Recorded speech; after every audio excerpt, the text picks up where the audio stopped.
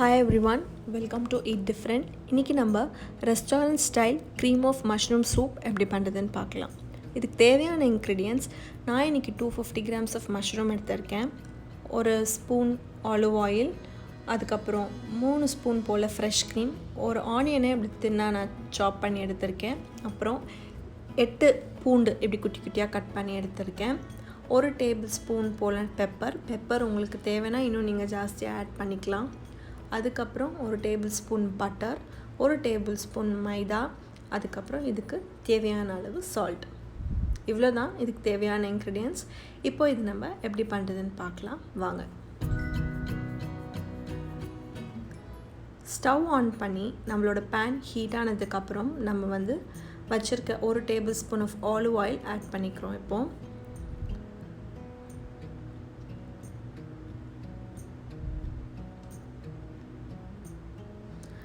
இப்போ நம்ம பட்டரை ஆட் பண்ணியிருக்கலாம்.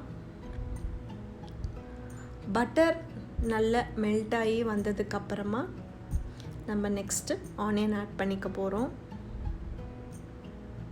ஸோ பட்டர் இப்படி நல்லா மெல்ட் பண்ணி விட்டுடுங்க. பேனில் எல்லா இடமும் போகிற மாதிரி பார்த்துக்கோங்க. ஸோ இப்போ பட்டர் நல்லா மெல்ட் ஆகிடுச்சு. நம்ம இப்போ ஆனியன் போட்டுடலாம். அதுக்கப்புறம் நம்ம கார்லிக் போட்டுக்கலாம். இது ரெண்டுமே நம்ம கொஞ்சம் நல்லா கலந்து விட்டுக்கலாம். ஸோ இது எல்லாமே நல்லா வதங்கும் போது நம்மளுக்கு ஒரு நல்ல ஸ்மெல் வரும்.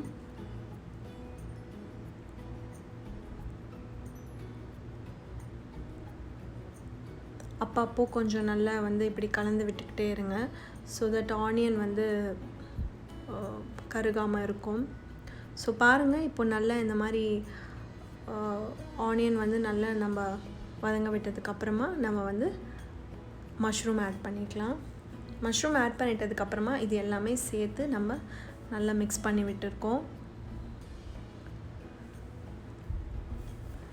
ஸோ இப்போ நம்ம இதை சிம் பண்ணிவிட்டு இந்த மஷ்ரூமை கொஞ்சம் அப்படியே நம்ம வேக வைக்க போகிறோம். நீங்கள் பார்த்தீங்கன்னா மஷ்ரூமோட கலர் சேஞ்ச் ஆகிட்டே வருது.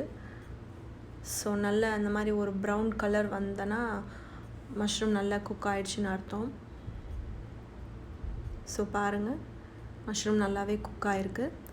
ஸோ இப்போது நான் ஒரு டேபிள் ஸ்பூனுக்கான மைதா ஆட் பண்ணி இது எல்லாமே நல்லா கலந்து விட்டுக்க போகிறேன்.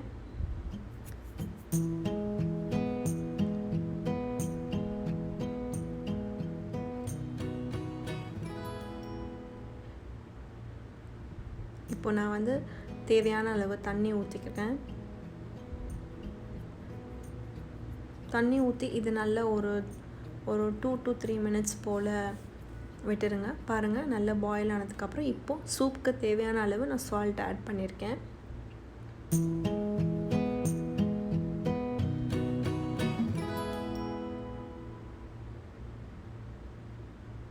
இப்போது நான் ஒரு மிக்சியில் மஷ்ரூம் கொஞ்சம் எடுத்து இதை நான் நல்லா பேஸ்ட்டாக நான் கிரைண்ட் பண்ணிக்க போகிறேன். ஸோ இது நம்மளோட சூப்பை ரொம்ப அந்த க்ரீமி கன்சிஸ்டன்சி கொண்டு வரும். நான் இதை நல்லா பிளெண்ட் பண்ணியிருக்கேன். ஸோ இப்போது நான் அரைச்ச அந்த மஷ்ரூம் இதில் சேர்த்து இதோட நல்லா நான் கலந்து விட்டுக்க போகிறேன். இப்போது இது கலந்து விட்டதுக்கப்புறமா பார்த்திங்கன்னா இது எனக்கு ரொம்ப திக்காயிடுச்சு. ஸோ நான் இன்னும் கொஞ்சம் தண்ணி ஆட் பண்ணியிருக்கேன். அதுக்கப்புறம் ஃப்ரெஷ் க்ரீம் ஆட் பண்ணுறேன். இதெல்லாமே நம்ம நல்லா கலந்து விட்டுக்கலாம்.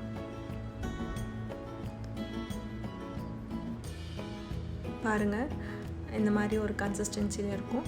ஸோ இந்த டைமில் நம்ம பெப்பர் ஆட் பண்ணி நல்லா இதை மிக்ஸ் பண்ணி விட்டுக்கலாம். அவ்வளோதான், ஆல்மோஸ்ட் நம்ம சூப் ரெடி ஆகிடுச்சு. இது ரொம்பவே நல்லாயிருக்கும், ரெஸ்டாரண்ட் ஸ்டைலில் இருக்கும். கண்டிப்பாக ட்ரை பண்ணி பாருங்கள். ட்ரை பண்ணி பார்த்துட்டு உங்கள் கமெண்ட்டில் எப்படி இருந்துச்சுன்னு சொல்லுங்கள். தேங்க்யூ ஃபார் வாட்சிங் மை சேனல்.